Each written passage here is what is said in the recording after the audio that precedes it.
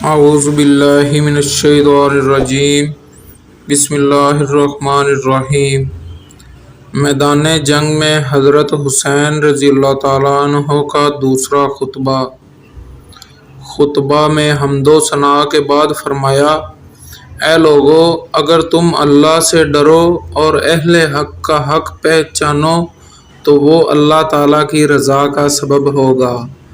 ہم اہل بیت اس خلافت کے لیے ان لوگوں سے زیادہ حقدار ہیں جو حق کے خلاف اس کا دعویٰ کرتے ہیں اور تم پر ظلم و جور کی حکومت کرتے ہیں، اور اگر تم ہمیں ناپسند کرتے ہو اور ہمارے حق سے جاہل ہو اور اب تمہاری رائے وہ نہیں رہی جو تمہارے خطوط میں لکھی تھی اور تمہارے قاصدوں نے مجھ تک پہنچائی تھی تو میں لوٹ جاتا ہوں۔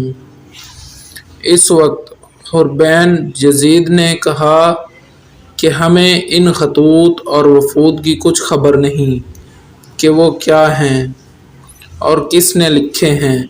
حضرت حسین رضی اللہ تعالیٰ عنہ نے 2 تھیلے خطوط سے بھرے ہوئے نکالے اور ان کو ان لوگوں کے سامنے انڈیل دیا اور نے کہا کہ بہرحال ہم ان خطوط کے لکھنے والے نہیں ہیں اور ہمیں امیر کی طرف سے یہ حکم ملا ہے کہ ہم آپ کو اس وقت تک نہ چھوڑیں جب تک ابن زیاد کے پاس کوفہ نہ پہنچا دیں۔ حضرت حسین رضی اللہ تعالیٰ عنہ نے جواب دیا کہ اس سے تو موت بہتر ہے۔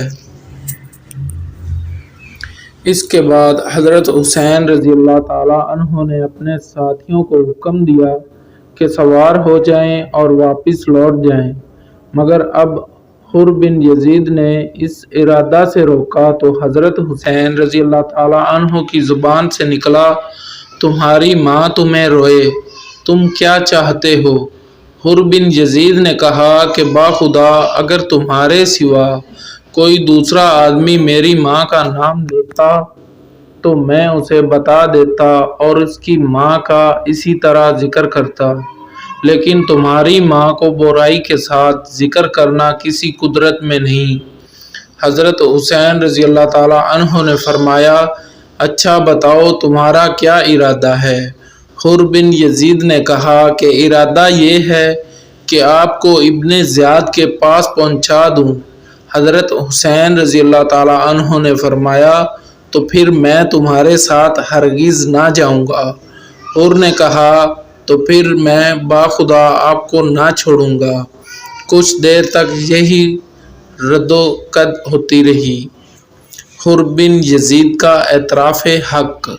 پھر حر نے کہا کہ مجھے آپ سے قتال کرنے کا حکم نہیں دیا گیا بلکہ حکم یہ ہے کہ میں آپ سے اس وقت تک جدا نہ ہوں جب تک آپ کو کوفہ نہ پہنچا دوں، اس لیے آپ ایسا کر سکتے ہیں کہ کوئی ایسا راستہ اختیار کریں جو نہ کوفہ پہنچائے